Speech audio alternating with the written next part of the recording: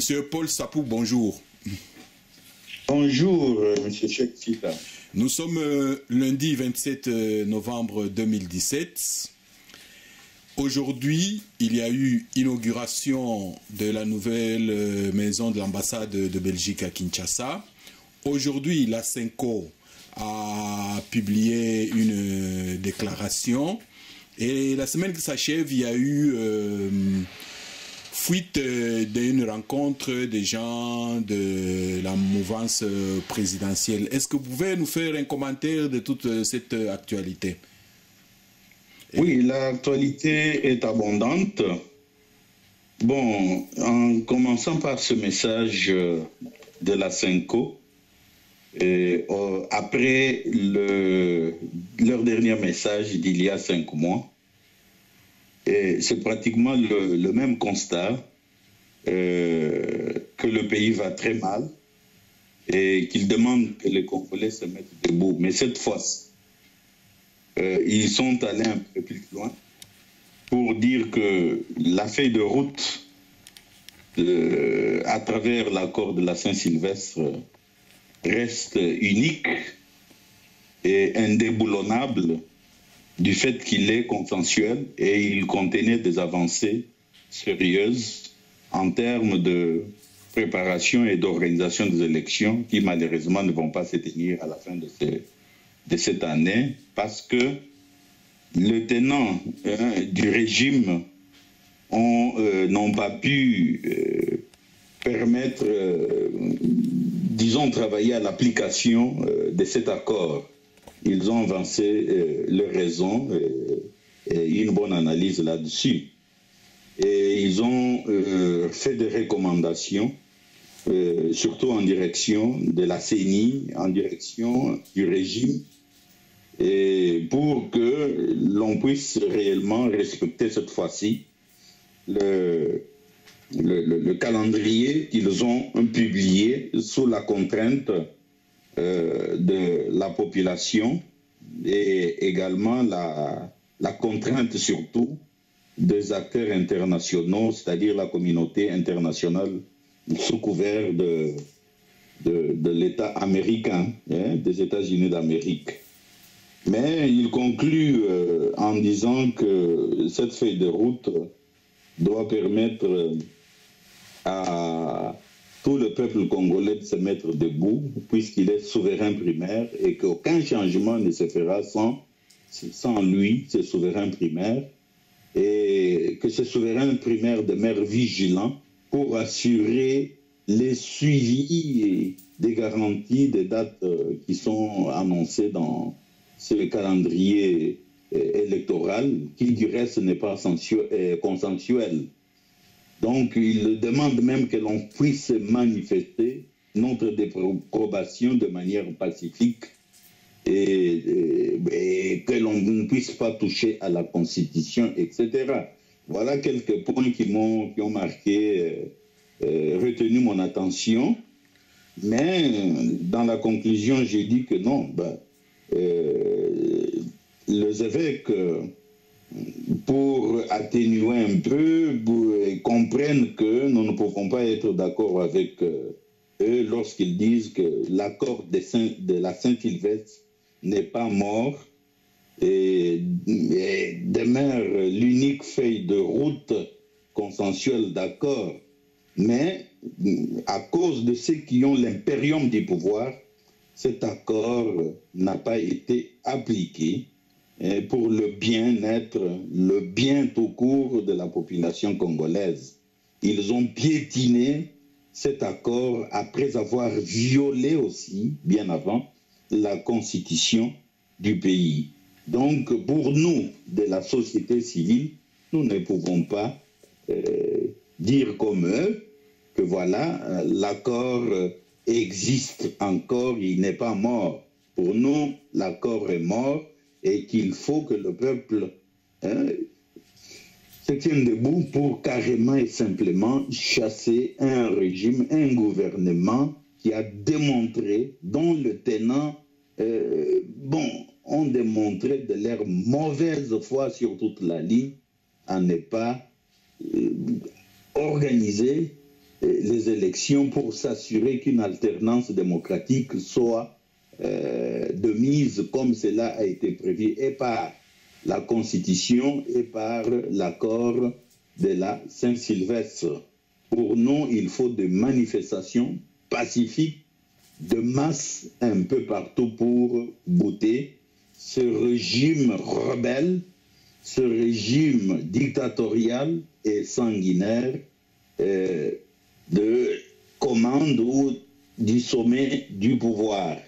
Bon, voilà un peu ce que je peux dire au sujet de ce message de la Cinco. Et... Une question par rapport à ce message de la Cinco. Tout le monde sait qu'à partir après le 31 décembre 2017, c'est le vide absolu. Aucun animateur n'aura ni légitimité ni légalité. Contrairement en 2016 où c'est l'accord qui a donné une certaine légitimité, une certaine légalité. Comme pour vous, l'accord est mort. Donc les évêques n'ont rien proposé comme légitimité pour la période post-31 décembre 2017. Oui, mais il y a la dynamique du manifeste du citoyen congolais qui a proposé une transition sans Joseph Kabila et partant sans les autres. Je crois que le schéma est bon et que les ressources humaines existent. Il suffit de la bonne volonté des uns et des autres.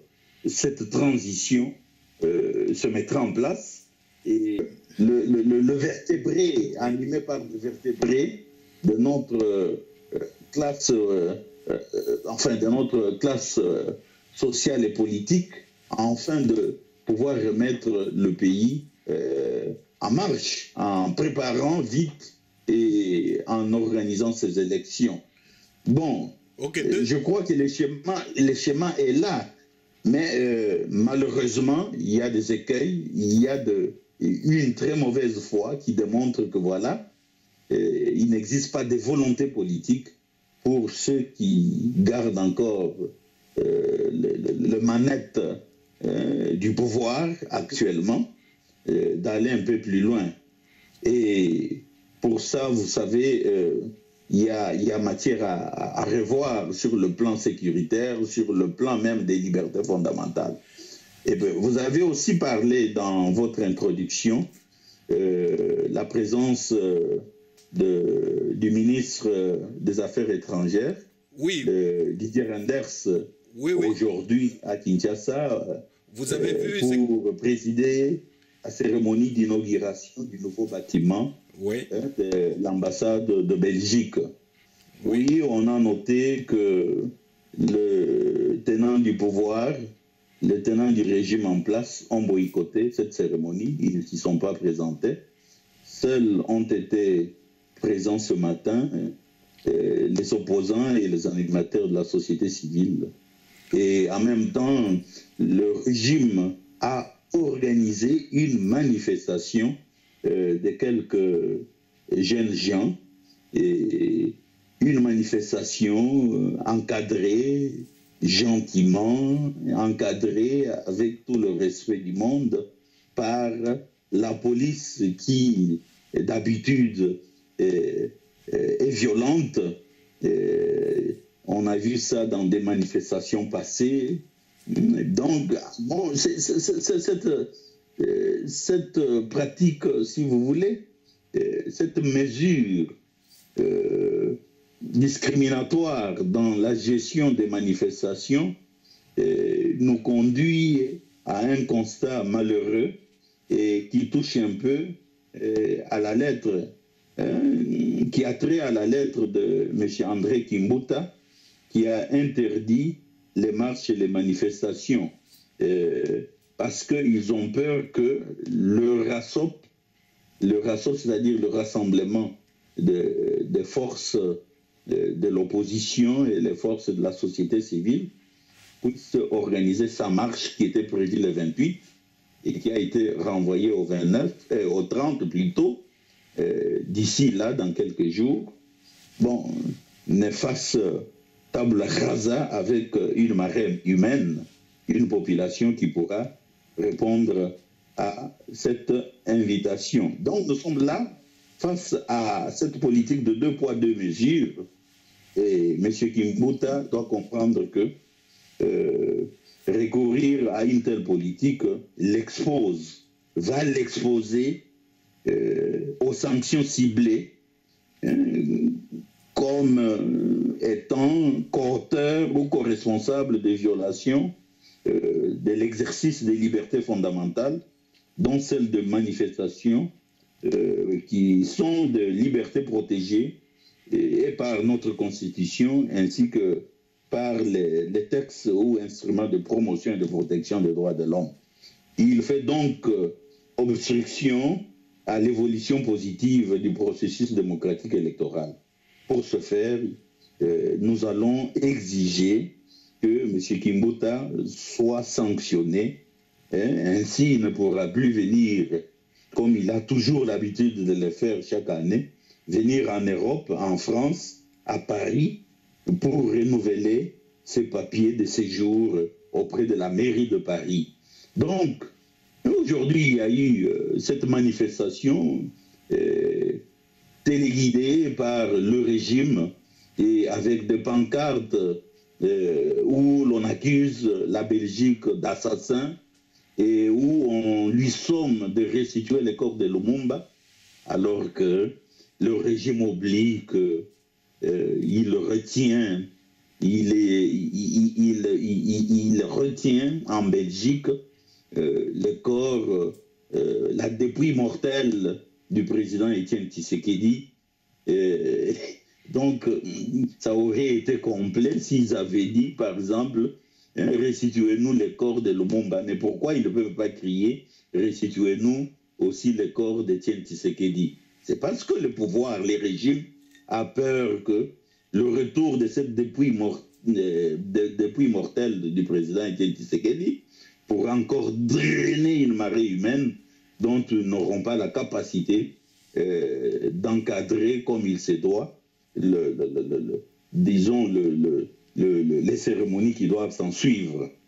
Alors, il y a d'autres situations qui nous inquiètent, hein, et ces situations sont très, très, très nombreuses sur le plan de l'actualité. Vous avez noté, par exemple, qu'il y a eu une réunion cabalistique du PPRD, une réunion d'ailleurs dont j'avais déjà personnellement annoncé la planification, qui rentre dans le cadre d'une planification d'un plan de malfaisance, d'un plan macabre pour mettre dans un carré tout le processus qui doit conduire aux élections.